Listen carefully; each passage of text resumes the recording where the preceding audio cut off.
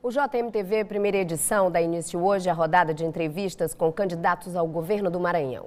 Até sexta-feira, vamos conversar com os 5 candidatos com melhor posição na primeira pesquisa Ibope, contratada pela TV Mirante, divulgada no dia 23 de agosto. O candidato Odívio Neto, do PSOL, que não pontuou na pesquisa Ibope, terá como compensação uma reportagem de 3 minutos no JMTV Primeira Edição do próximo sábado, dia 15. As entrevistas aqui no estúdio vão ter a participação do repórter Sidney Pereira. Sidney, bom dia para você. Bom dia, Ana. Bom dia a todos.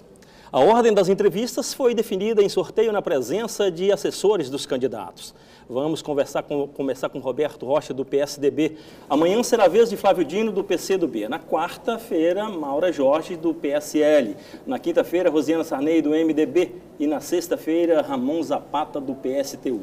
O tempo das entrevistas será de 20 minutos. O último minuto será para as considerações finais dos candidatos. Como dissemos, o primeiro entrevistado é o candidato Roberto Rocha, do PSDB. Bom dia, candidato. Bom dia, Sidney. Bom dia, Ana. Bom dia a todos. Candidato, o senhor já tentou ser governador do Maranhão em 2002? Em 2002. Desistiu no meio do caminho. Por que dessa vez o senhor decidiu levar adiante a candidatura? Por que o senhor quer ser governador do Maranhão? Eu quero ser governador para mostrar que esse Estado ele não pode mais continuar fazendo a exploração política da pobreza.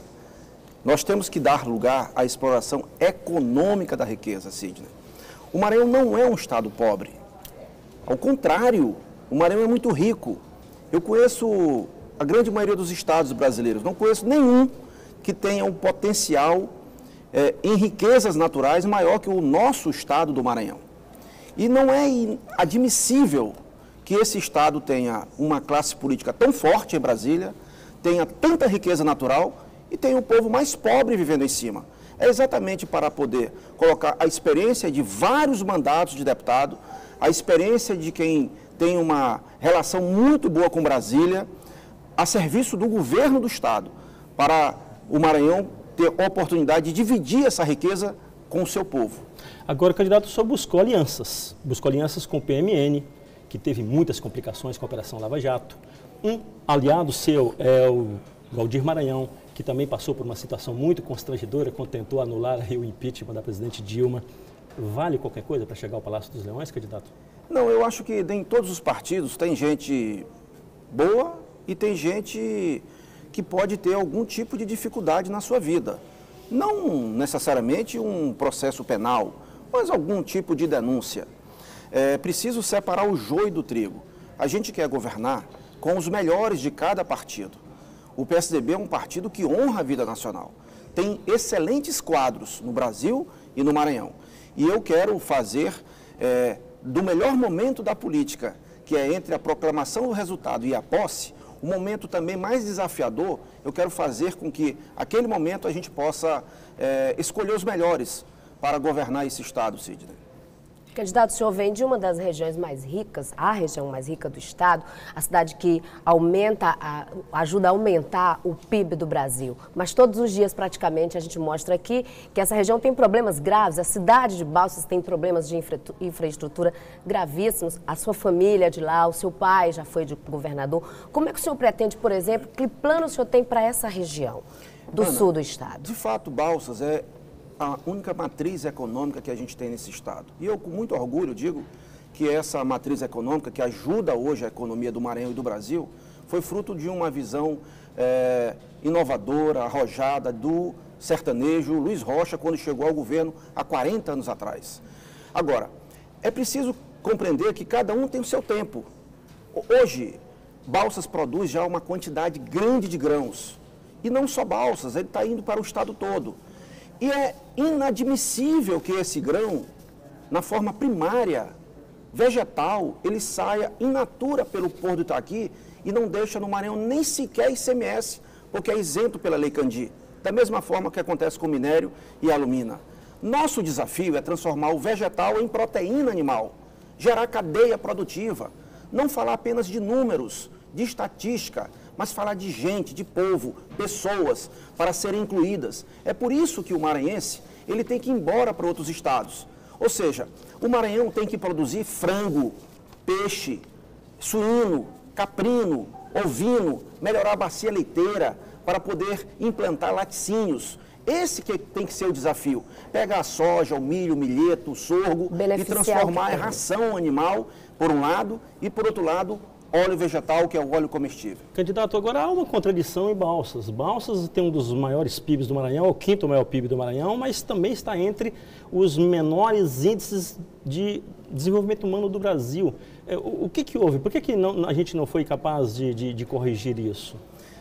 O senhor, inclusive a palavra sua, você só diz assim, que o Maranhão não pode se tornar hospedeiro da riqueza alheia, e a gente sabe que aquela região atraiu lá inúmeras multinacionais e tudo, e que leva o lucro daquela região. Olha, Cid, se você pegar os 100 piores IDHs do Maranhão, nenhum é da região sul do estado, nenhum. O Maranhão tem o segundo pior IDH do Brasil. O Maranhão tem uma renda bruta grande, que é o PIB absoluto, PIB estatal. Mas se você pega isso e divide pela população, você tem a pior renda per capita do Brasil.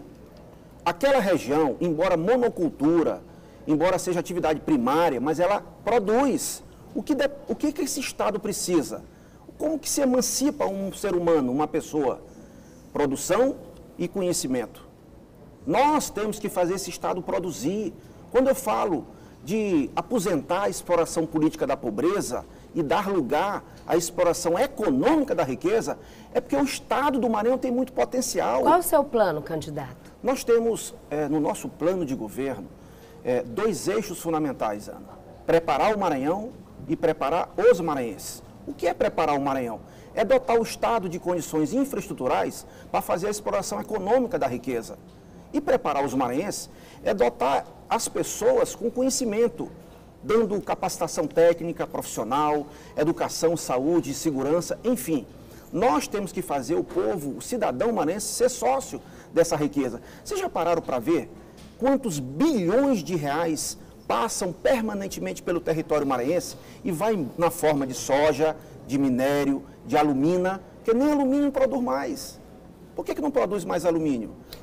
Senador, o senhor foi eleito em 2014 como um dos principais aliados do governador Flávio Dino. Nesta eleição, ele disputa votos com o senhor. Por que esse projeto não deu certo? O que foi que determinou a ruptura? Olha, veja bem, em primeiro lugar, na democracia é assim, você quer, eu quero, a gente disputa. Nós fizemos uma aliança em 2011 para 2012 e 2014. Essa aliança, eu escolhi o Flávio para ser aliado. Só que, ao chegar ao governo, ele me escolheu para ser adversário. Porque ele não tem projeto de Estado, nem mesmo de governo. Ele só tem projeto de poder. Diferente demais do que a gente pensa. A visão dele de mundo, a visão dele de Brasil e a visão de Maranhão é muito diferente da nossa. Ele não teve o PT naquelas eleições. Então, ele não tinha competitividade. Para ele poder competir, ele precisou de ter o PSDB do Aécio e o PSB do Eduardo Campos, que nós levamos. É isso. Coligação é uma via de mão dupla, é como um casamento. E achar que faz um filho sozinho não precisa casar.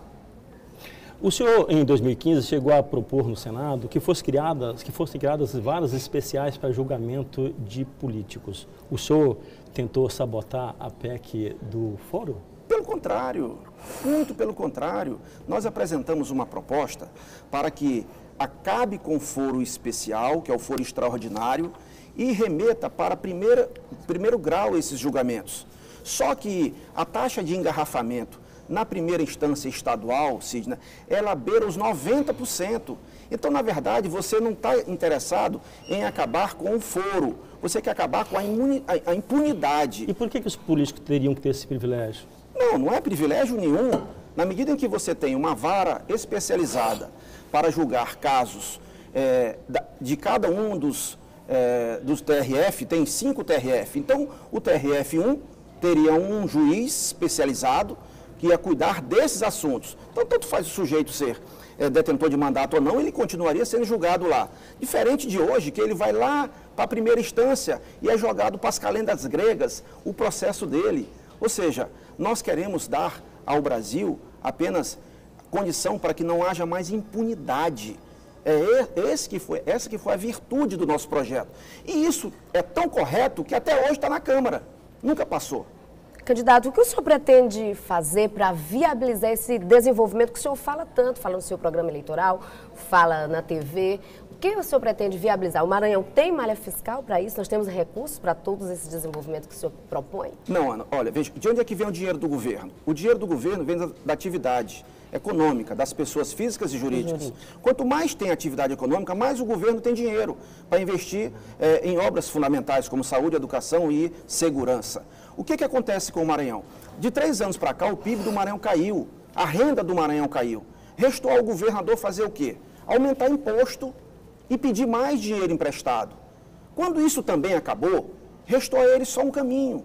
Ir lá no fundo previdenciário, que é o dinheiro que não é do Estado, é dos velhinhos, e está hipotecando o futuro desses velhinhos.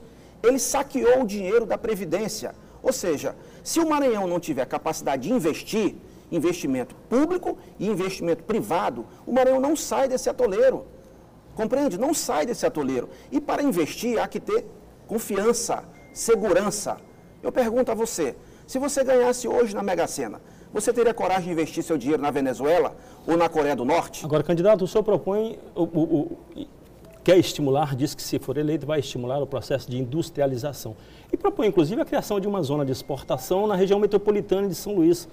Você não acha que esse ambiente aqui é muito sensível para aceitar projetos desse tipo? A gente já não está saturado, não, candidato? Não, eu acho que não está saturado, porque nunca houve um projeto de desenvolvimento do Maranhão, desde que eu me entendo como político. Eu só vejo uma disputa estéril, inútil, de Sarney e anti-Sarney.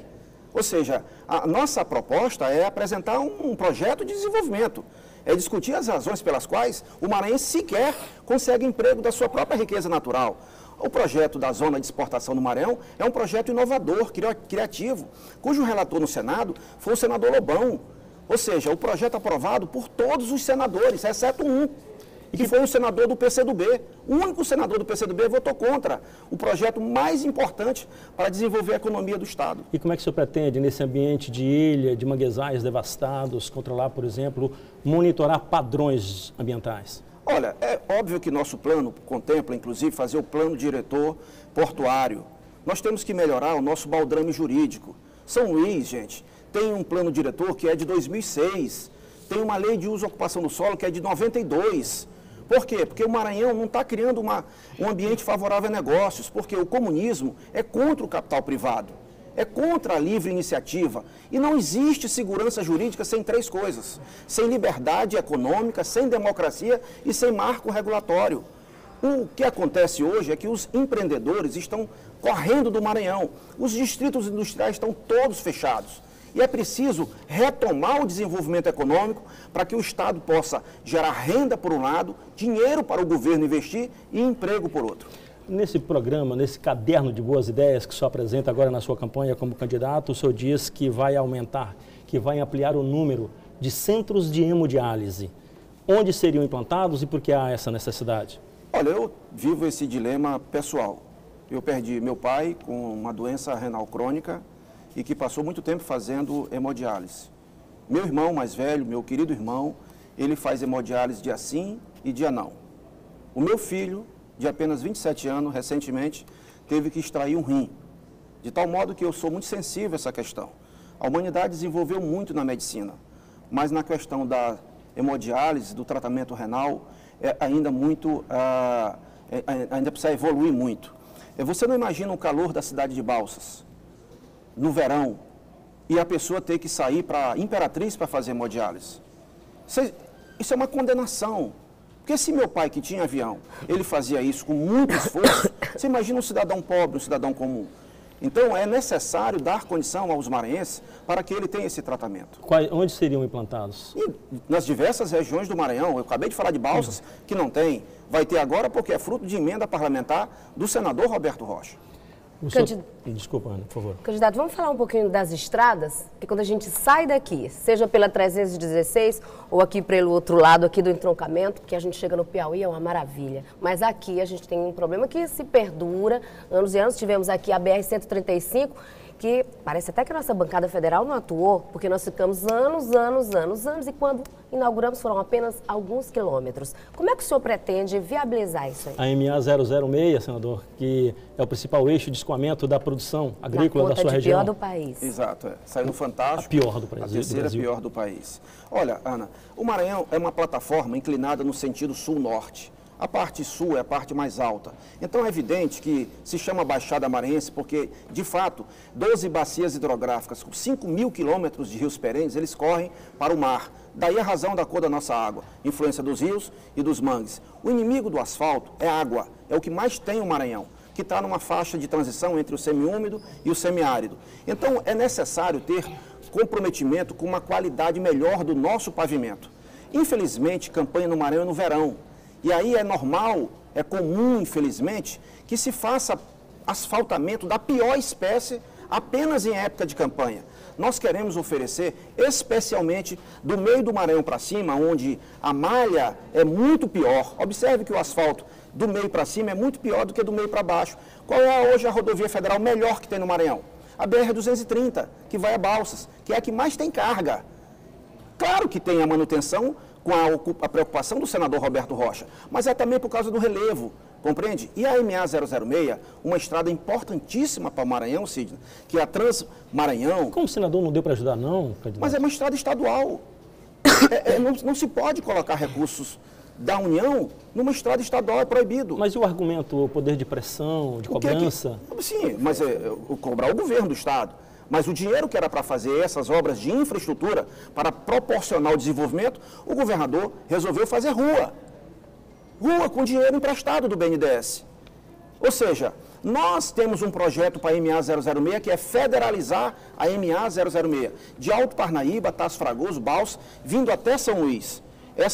Esse projeto está em curso no Senado Federal, no Congresso Nacional. Nós já conseguimos federalizar uma rodovia no Maranhão, a BR-308, que vem de Carutapera, Luiz Domingo, Godofredo Viana, Cândido Mendes, Cururupu, vem até Central e vem até Alcântara.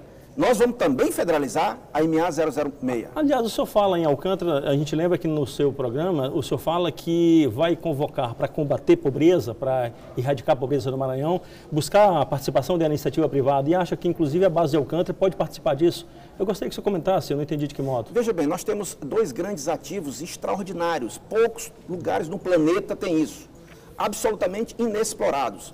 Uma ilha que é maior que Hong Kong, o dobro de Singapura, e em frente à ilha uma base espacial que é a melhor do planeta para lançamento de foguetes e satélites, que está 2 graus abaixo da linha do Equador.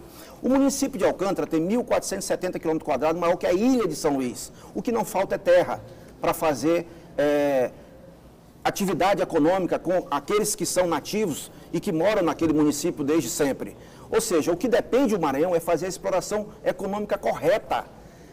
O Maranhão pode ter, o Brasil pode ter exploração de iniciativa privada, de empresa privada, de mais de 2 bilhões de dólares por ano em Alcântara. E o Porto do Itaqui, o complexo portuário, tem uma zona de exportação, Sidney. Nós estamos perto do mercado asiático pelo Canal do Panamá, mas eu gostaria, do mercado americano e do mercado europeu. Desculpe, candidato, mas, por exemplo, de que modo, por exemplo, a base de Alcântara poderia contribuir com isso? É claro, nós estamos com um projeto para criar um fundo de combate à pobreza para comunidades extremamente vulneráveis. O Brasil fez agora, o IPEA, mais um estudo e lançou o IVS, Índice de Vulnerabilidade Social. Qual é a população do Maranhão que tem a maior vulnerabilidade social do Brasil? É a do Maranhão. Pra você ter ideia, nós aprovamos um projeto agora no Senado que dobra a per capita da merenda escolar nos municípios de extrema pobreza do Brasil. São 470, do Maranhão são 108. 1/4 dos municípios brasileiros e metade dos municípios maranhenses. E aí a gente está criando, a partir da base de Alcântara, um fundo de combate à pobreza para aplicar nessas comunidades vulneráveis, quilombolas, quebradeiras de coco, comunidade indígena, assentados e etc. Candidato, dentro desse projeto do senhor, de que modo o senhor pretende dar uma resposta para aquelas pessoas que a gente ouve tanto na televisão dizendo: o Brasil que eu quero é um Brasil menos corrupto, o Brasil que eu quero é um Brasil que cuide melhor das pessoas? Por que os eleitores agora devem acreditar no senhor, nas suas propostas? Porque eu tenho uma história não apenas de ficha limpa, mas de vida limpa. Eu tenho 2 gerações na política. Eu fui deputado estadual com a menor votação da época. O eleitor está muito desconfiado, né? Eu fui deputado federal 3 vezes, Sidney. A menor votação na primeira vez e a maior votação da história na última vez. Fui eleito senador com 1,5 milhão de votos. A gente movimenta recursos como nunca ninguém movimentou no Maranhão. Acontece que é preciso ter compromisso, mão limpa. Por que o eleitor só acha que deve acreditar mais nisso agora? Porque está vendo, o senhor percebe, né, que está havendo uma cobrança absoluta. Essa é a principal reivindicação hoje das pessoas. Está mais difícil para o candidato pedir voto nessa época? Claro, eu compreendo que há uma apatia muito grande da população, mas eu fico muito feliz, sabe, Ana, Sidney, de verificar. Ontem mesmo fiz uma carreata na Estaquibacanga e conseguimos ter uma grande receptividade. Candidato, vamos aproveitar esse minuto que nos resta para suas considerações finais? Bom, eu quero me dirigir a você, meu conterrâneo, amiga e amigo maranhense. Nesse momento privilegiado que nos concede a TV Mirante, eu quero agradecer a oportunidade e me dirigir a você. Nosso Estado é um Estado abençoado por Deus. Nosso Estado não cometeu nenhum pecado num passado distante para poder condenar sua população a viver na pior qualidade de vida do Brasil.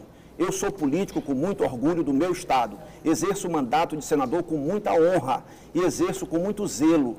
Temos conseguido muito nesses 3 anos de mandato. Eu desafio um senador no Maranhão que em 8 anos tenha feito a metade do que fez Roberto Rocha em 3 anos de mandato. Eu quero ser governador, quero pedir o seu voto de confiança para poder mostrar que nós podemos fazer diferente, fazer mais e fazer melhor. Candidato, muito obrigado pela presença do senhor aqui conosco.